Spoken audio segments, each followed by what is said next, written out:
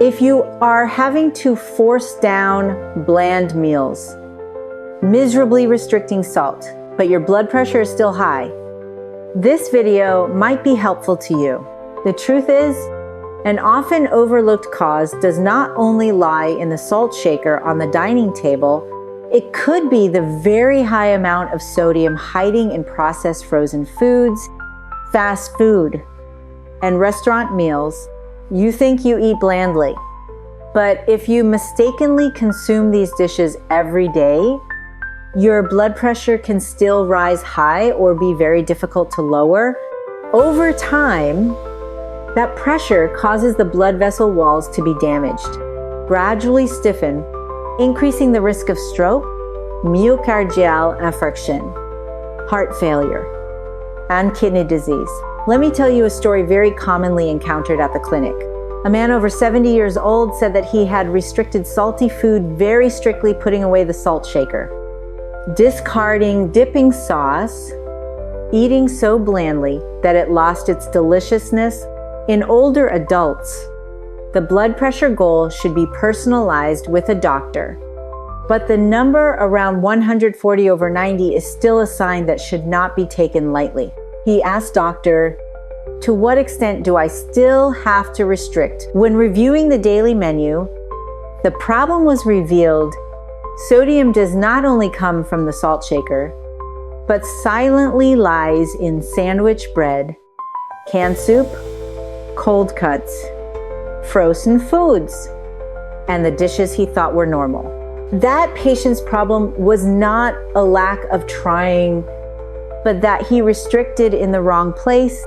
In reality, the amount of salt that increases blood pressure does not only lie in a few grains of seasoning you taste every day. The majority of the significant sodium amount is hiding in bread, cold cuts, canned foods, and fast food. We unintentionally load them into the body every day without knowing at all. Adding to that, to control blood pressure, just abstaining from salt alone is not enough. Your body really needs to eat more vegetables, fresh fruits, and beans to load enough potassium. This mineral helps reduce the impact of sodium, supports the body to handle excess sodium, and helps the blood vessel walls relax better. However, if you have kidney disease, heart failure, or are taking blood pressure medications such as lisinopril, losartan, valsartan, spironolactone, or potassium-sparing diuretics, do not arbitrarily eat a lot of potassium-rich foods. If you have not asked a doctor, the information in the video is only for reference purposes, not replacing diagnosis or treatment. Do not arbitrarily stop medication or change the dosage if you have not asked a doctor. And after a period of synthesizing reliable health knowledge for people past age 60, I built this channel to help you understand the body, eat smartly, and care for your health better. Please subscribe to the channel and watch until the end of the video to know why eating blandly, but blood pressure is still erratic, how to identify hidden salt, and how to season to reduce sodium better. 1. Just eating blandly does not mean reducing sodium correctly. There is a very common misunderstanding among older adults just putting away the salt shaker, discarding dipping sauce, cooking very bland soup, and limiting seasoning means having controlled sodium. This is a good step because reducing salt in daily meals can support blood pressure control, but the problem is this step is often not enough. Blood pressure is not only affected by the portion of salt you see in the soup pot, the bowl of dipping sauce, or the salt shaker on the dining table. It is also related to the total amount of sodium you load into the body throughout the whole day, from breakfast, lunch, dinner, to the small snacks thought to be insignificant. I have heard many older people say that they tried to eat so blandly to the point that the meal is no longer delicious. Vegetables are only boiled in water. Soup is almost unseasoned. Meat and fish also have very little spices. Some people even completely abandon fish sauce, soy sauce, not daring to eat braised dishes, stir-fried dishes for fear of blood pressure increasing. But when measuring blood pressure at home, the numbers still go up and down erratically. That makes them very discouraged. They think that they have tried their best, even eating more miserably than before. So why is their blood pressure still not as stable as desired? The important point lies in the fact that eating blandly and eating low sodium are not always the same. Eating blandly is usually a feeling on the tongue, while eating low sodium is the total amount of sodium that actually enters the body. You can cook a very bland meal, but if during the day you still use additional packaged foods, processed dishes, sauces, restaurant foods, or a few snacks, the total sodium can still be higher than you think. In other words, the thing that needs to be controlled is not only whether the dish is salty or not, but what you have eaten that whole day, how much sodium each dish contributes. If misunderstanding this, many people will choose the way of forcing themselves to eat as blandly as possible. But eating so blandly that it is hard to swallow easily makes older adults lose their appetite, lack nutrients, lose interest in the meal, and then look for other dishes to compensate for the taste. At that time, restricting salt becomes tiring, difficult to maintain. While blood pressure may still be unstable, the problem is not always that you do not have enough discipline, but it could be that you are controlling the easily visible portion of salt, but have not controlled the hidden sodium source throughout the day. Therefore, from today, do not just ask yourself, did I season saltily today? Ask an additional, more important question. Today, what dishes have I eaten that may contain sodium already inside? This is exactly the step that helps you see the problem correctly.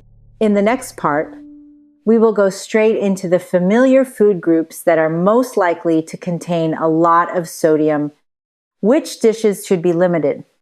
Which dishes require reading the labels carefully? And if you still want to eat them, how to reduce the harm? Hidden salt lies in a lot of familiar dishes. Now, let's look straight at the familiar dishes that can make the total amount of sodium in the day rise high without you realizing it. They are not unfamiliar. Many dishes may be lying right in your kitchen cabinet.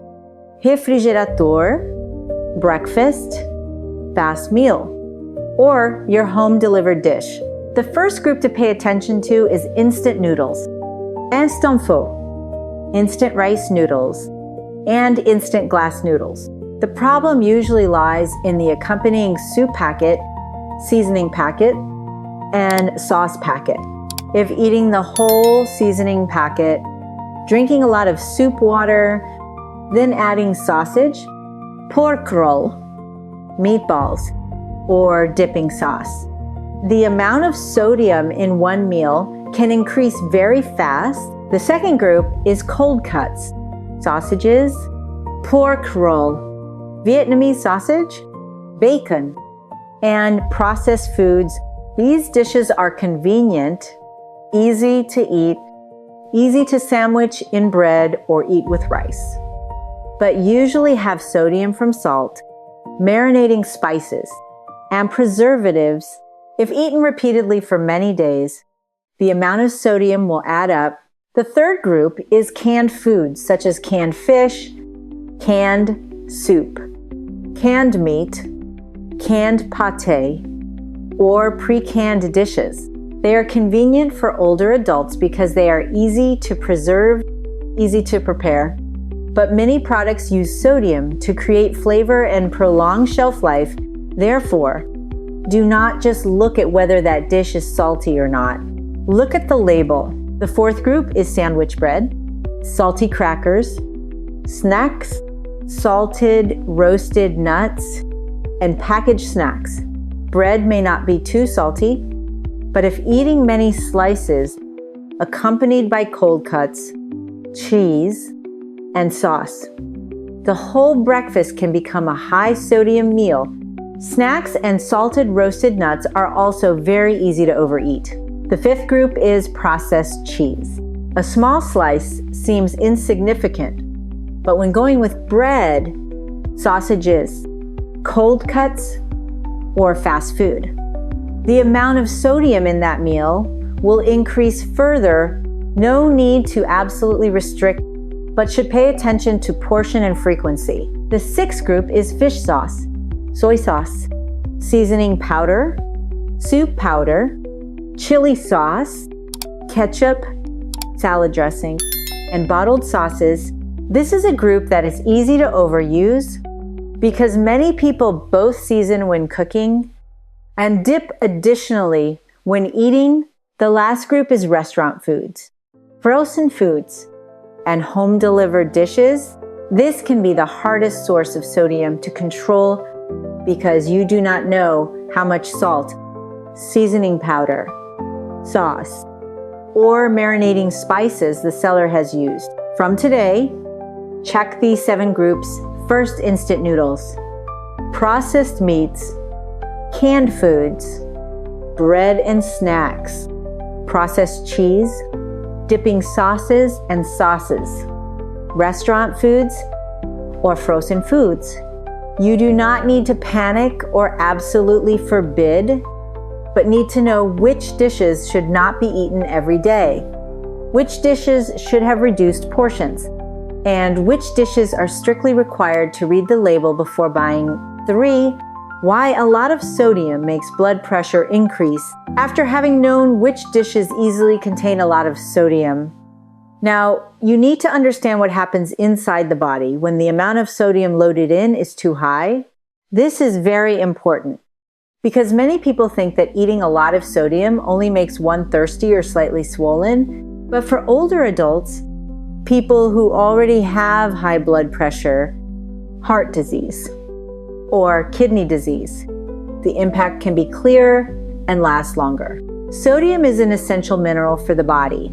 It helps maintain water balance, supports nerve and muscle activity, but when the amount of sodium loaded in is too much, the body has to work more to keep water and salt balanced. Normally, the kidneys will help filter the blood, regulate sodium, and excrete the excess amount through urine. But if you eat too much sodium in a day, or the kidney function is no longer as good as before, the body can retain more water. When more water is retained, the blood volume in the blood vessels can increase. You can simply imagine it like a water pipe.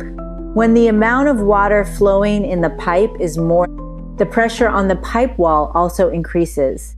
In the body, when the blood volume in the vessels increases, the vessel walls have to bear greater pressure. This is one of the reasons that can cause blood pressure to increase or be harder to stabilize. After age 60, the blood vessels of many people are also no longer as soft as when they were young. The vessel walls can be less elastic. The heart and kidneys can also be more sensitive to changes in diet. Therefore, with the same high sodium meal, older adults or people with pre-existing high blood pressure can be affected more than young, healthy people. However, it is necessary to understand correctly. It is not that just eating one high sodium meal will cause blood pressure to immediately skyrocket in everyone. The degree of impact also depends on constitution, kidney function, current medications, underlying diseases, weight, physical activity, and the total diet of the day. What is more noteworthy is the habit of eating a lot of sodium, repeating frequently. If you frequently measure and see high morning blood pressure, erratically fluctuating blood pressure, or have swollen feet, ankles at the end of the day, do not rush to conclude that it is all just due to eating saltily. These signs can be related to water retention, but can also come from the heart, kidneys, veins, liver, or medication side effects. The thing that should be done is to record blood pressure readings, measuring times, dishes of the day, and accompanying symptoms. Then bring these pieces of information to the next clinic visit for the doctor to evaluate more fully One should not arbitrarily increase blood pressure medication dosage, self-buy diuretics, or arbitrarily stop current medications because adjusting medication in older adults needs to be monitored carefully. How to read labels to detect hidden sodium. There is a very common mistake when going to the supermarket, only looking at the words reduced salt, or low sodium on the front of the packaging, then thinking that that dish is definitely suitable for blood pressure. In reality, low sodium is not a bad label. The problem is that many people only look at the advertising words without carefully reading the nutrition panel on the back. There are products that are truly low in sodium, but there are also products that only reduce sodium compared to the original version, meaning there can still be a lot of sodium if the initial product was inherently already very salty. In addition, some reduced sodium foods can still contain a lot of sugar, saturated fat, refined starch, or a lot of calories. Therefore, the notable mistake is not buying low salt food, but believing the front of the packaging and ignoring the nutrition information on the back. Instead of tasting to guess whether the dish is salty or not, you need to create the habit of reading product labels. The feeling on the tongue can be deceived by sweetness, fatness, sourness, or strong spices. When holding a packaged product, please flip the back. Look for the nutrition facts panel or nutrition table. Then look at the word sodium, natri, or enia.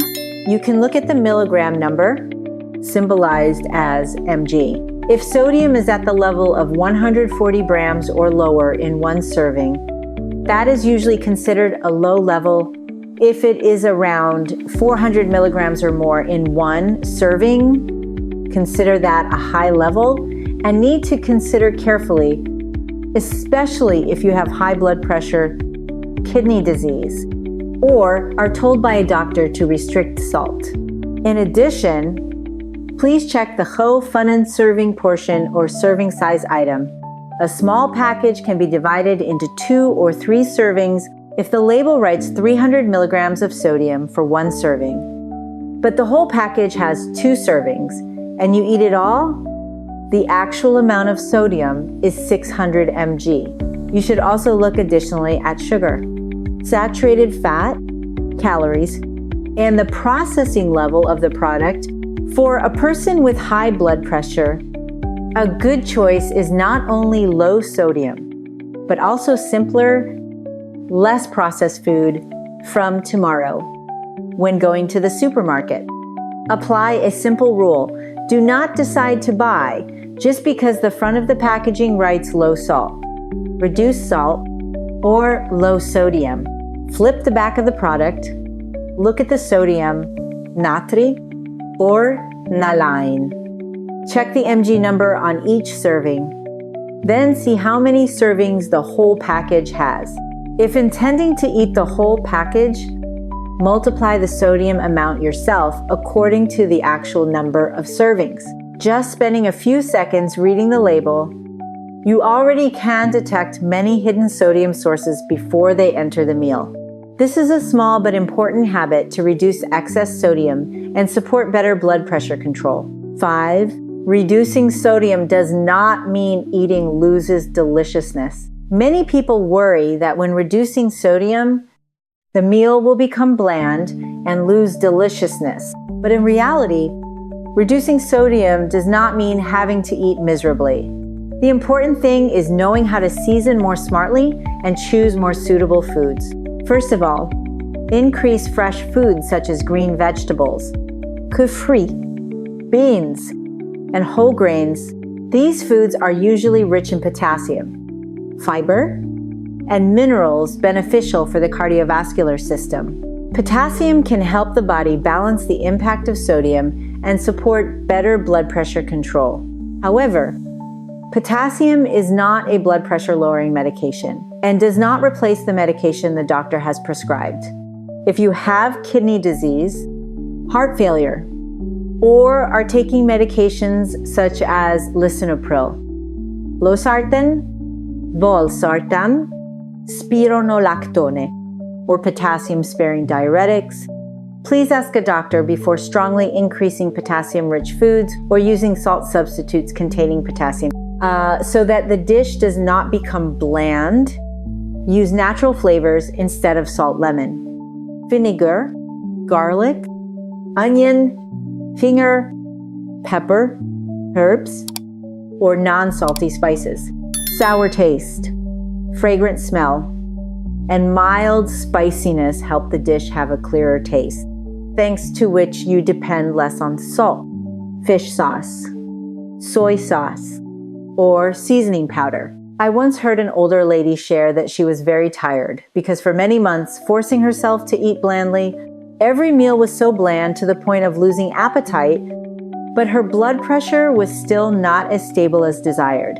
The thing that pressured her the most was the feeling of fear every time sitting at the dining table. After that, she changed her way of cooking. Instead of just discarding salt and enduring tasteless dishes, she used finely pounded roasted garlic, added pepper, herbs, and squeezed lemon juice into the steamed fish dish. The dish was still less salty, but more fragrant, easier to eat. After a period of time, she ate more deliciously, feared the meal less, and more easily maintained the sodium-reducing diet when combined with measuring blood pressure regularly, eating reasonably, and using medication correctly according to instructions. The readings also gradually became more stable. In summary, to reduce sodium but still eat deliciously. Please remember 3 principles. First, do not just discard salt on the dining table. Please pay attention to hidden sodium in canned foods, sauces, cold cuts, instant noodles, fast food, and processed foods. When buying packaged foods, please read the sodium, natri or naline. Second, please increase fresh foods such as green vegetables, fruits, beans, and whole grains. But if you have kidney disease, heart failure, or are taking medications that affect potassium, please ask a doctor before strongly changing your diet.